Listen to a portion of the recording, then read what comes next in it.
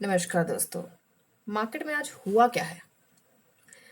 तो अगर आज आपने अपना पोर्टफोलियो खोला तो शायद पहली बार लगा होगा ये अचानक से क्या हो गया। ऐसा तो एक्सपेक्टेड नहीं था।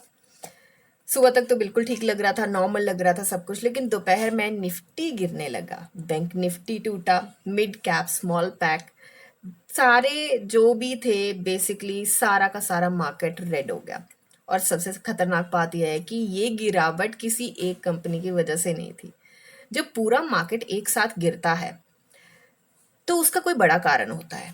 उसका कारण समझना बहुत ज़्यादा ज़रूरी है। तो अगली बार बेसिकली जब ऐसी कोई गिरावट आए जो 90 जिसमें आप कोई गलती करने से बच सकते हैं, तो ये वीडियो में अंत तक बने रहिए। इसमें कुछ चीज़ें ऐसी बातें करी जाएंगी कि इन सारी सिचुएशंस को कैसे डील करना है।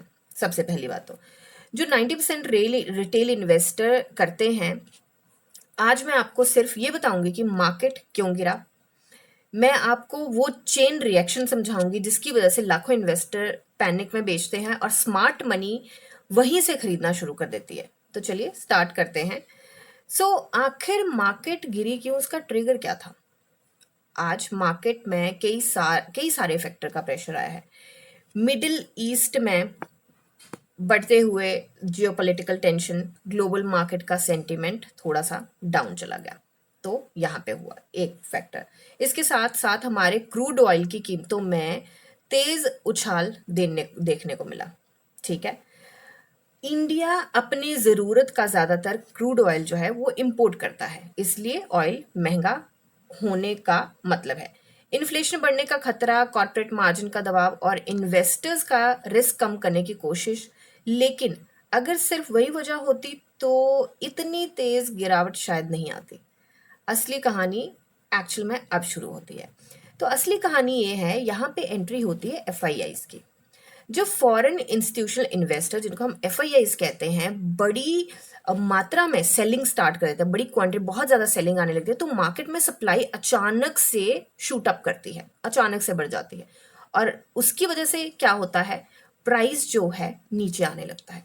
तो इसका बिल्कुल एक सिंपल कॉन्सेप्ट है, डिमांड बढ़ेगी तो प्राइस ऊपर जाएगा, डिमांड बढ़ी प्राइस ऊपर गया, सप्लाई बढ़ी प्राइस नीचे आया। एक सिंपल सा ये कॉन्सेप्ट है, हर एक बिजनेस इसी पे चलता है। अब रिटेल इन्वेस्टर के स्टॉप लॉस एक एक करके हिट होने लगे। ठीक है, जैसे स्टॉप लॉस ट्रिगर होते हैं, ऑटोमेटिकली सेल ऑर्डर मार्केट में आने लगता है और सेलिंग और तेजी से बढ़ जाती है। फॉर एग्जाम्पल, आपने स्टॉप लॉस रखा था 20 रुपीज का, ठीक है, और एकदम से आपने तो सेट करके रखा था, वो हिट हो गया, तो selling selling selling selling selling, और लोगों को लगा ये एकदम से क्या होगा, मार्केट सारी धड़ाम से नीचे। तो ये वजह थी।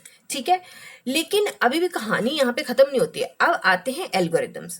आज मार्केट का बहुत बड़ा हिस्सा कंप्यूटर प्रोग्राम से चलता है, वो तो सबको पता है, सब कुछ डिजिटल हो रखा है, राइट।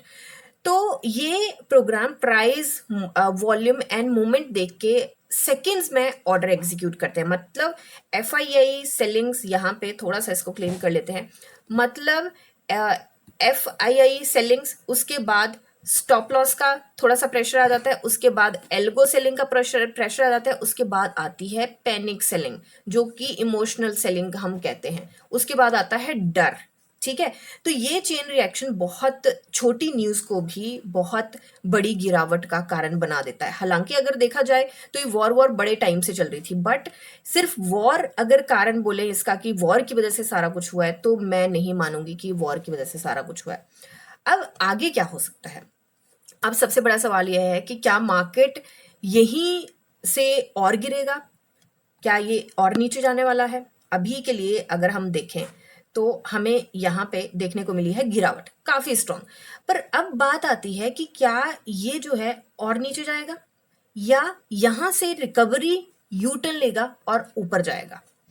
इसका जवाब किसी के पास नहीं है एक्चुअली। अगर मैं 100% बोलूं तो कोई भी आ जाए, इसका जवाब किसी के पास नहीं है। कोई बिल्कुल 100% सर्टेनिटी के साथ नहीं बोल सकता। लेकिन हम किन चीजों पर नजर रख सकते हैं जिससे हमें थोड़ा सा पता चले कि इसका जवाब हो क्या सकता है, किस चीज की प्रोबेबिलिटी बन रही है, जो और वो चीजें जो कि हमारे कंट्रोल में है।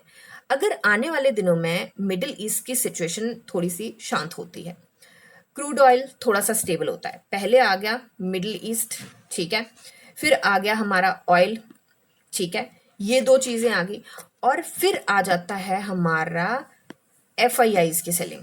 ये चीजें जो हैं इन पे हमें ध्यान रखना है, क्योंकि ये चीजें ट्रिगर हैं, बट ये चीजें मेन कॉज नहीं है। ये चीजें एक के बाद एक, एक के बाद एक, एक के बाद एक, जो ट्रेंड, जो पूरा चेन चलता है, उसकी वजह से मार्केट में गिरावट आती है।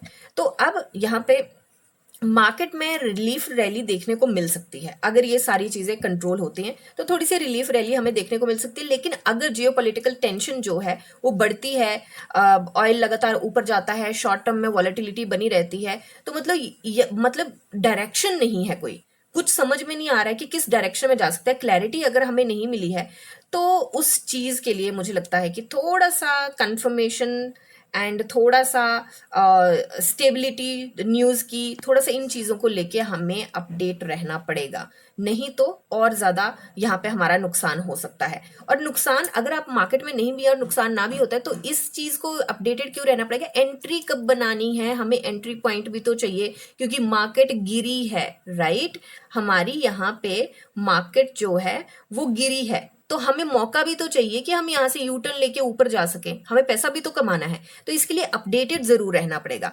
अब यहाँ पे स्मार्ट इन्वेस्टर क्या करता है, यही सबसे बड़ा फर्क पड़ता है। रिटेल इन्वेस्टर जो है रेड पोर्टफोलियो देख के डिसीजन लेता है, और स्मार्ट इन्वेस्टर जो है रीजन देख के डिसीजन लेता है। तो हमें क्या करना है, हमें रीजन देखना है, रीजन क्या है इस चीज का। अगर आपके पोर्टफोलियो में फंडामेंटली स्ट्रांग कंपनीज हैं तो सिर्फ एक न्यूज उनका बिजनेस नहीं बदल सकता। कोई भी न्यूज किसी कंपनी के जो काम कर रही है, ऑपरेशंस अच्छा है, उसका फंडामेंटल अच्छे हैं, डेट नहीं है, ग्रोथ स्टोरी इंटैक्ट है, सब कुछ अच्छा है, तो कोई न्यूज उसका बिजनेस तो नहीं बदल सकती है। तो आज नहीं तो कल उसमें रिवर्सल मिलेगा, ठीक है। तो करेक्शन हमेशा डर लेकर आता है, बट आपको ये चीज समझनी पड़ेगी कि उस डर को सेपरेट रख के इमोशनल ट्रेडिंग से कैसे बचना है। इसलिए पैनिक में बाई या सेल मत कीजिए, पहले समझिए कि फैसला क्या लेना है।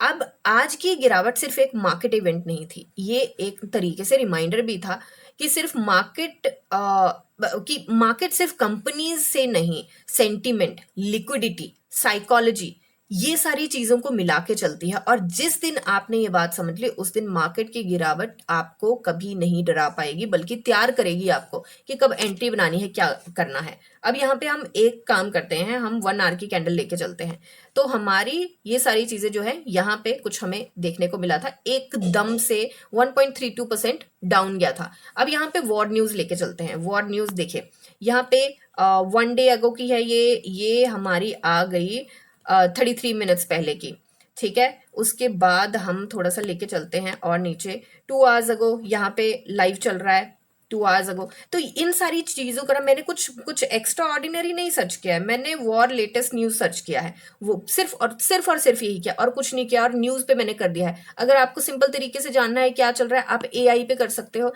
AI आपको फुल फ्लेज इंफॉर्मेशन दे देगा क्या चल रहा है। तो कोलैप्स ऑफ ट्रूथ यहाँ पे, आई एम सो सॉरी, तो यहाँ पे इसने ये सारा कुछ बताया है कि क्या हो रहा है अभी मार्केट में, मिडिल ईस्ट की जो टेंशन है, क्या चल रहा है यहाँ पे, कोलैप्स ऑफ ट्रूथ, ठीक है। तो यहाँ पे सारी चीज दी है, US मिलिट्री ने स्ट्राइक किया है, वो सारा कुछ दिया है।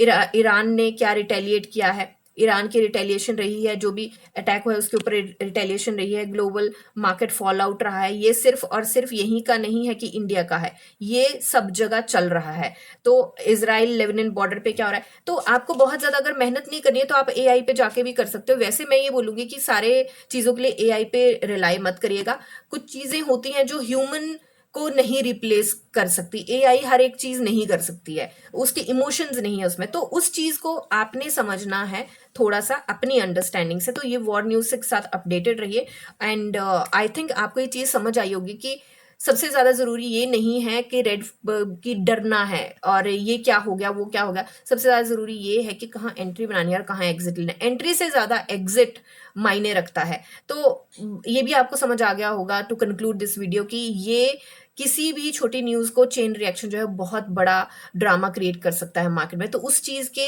बॉटल नेक तक जाइए, सॉरी बॉटल नेक नहीं, ग्रास रूट तक जाइए कि क्या है बॉटल नेक का मतलब और है, ये पता नहीं कहाँ से आ गया। एनीवे ग्रास रूट तक जाइए कि क्यों हुआ है ये, और डरने की जरूरत नहीं, थोड़ा सा मार्केट में देख के समझदारी से इन्वेस्ट करिए, ठीक है। तो ये मेरी एनालिसिस है एंड मिलते हैं नेक्स्ट वीडियो में। एंड अगर क्रैश की बात करें, बात कर ही लेते हैं, अगर यहाँ पे होता है कि कोई नया क्रैश आने वाला है, तो मुझे ये नहीं लगता क्रैश आने वाला है। मुझे ये लगता है छोटा मोटा टेंशन यहाँ पे देखने को मिल सकता है, बट क्रैश तो मुझे नहीं, छोटी मोटी करेक्शन देखने को मिल सकती है।